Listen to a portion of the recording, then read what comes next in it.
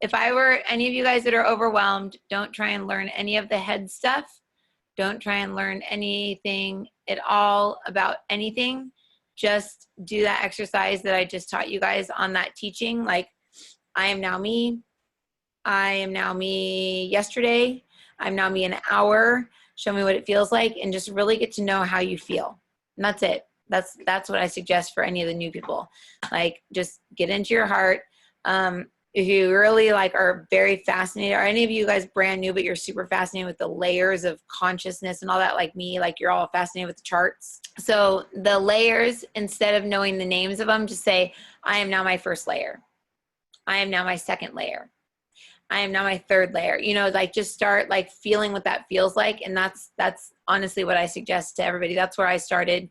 And all of this stuff that I teach, it seems like a university full of information. It's all stuff I channeled in my books that we have out. So all the Skeptics Guides books are like the first 2 years worth of all of our teachings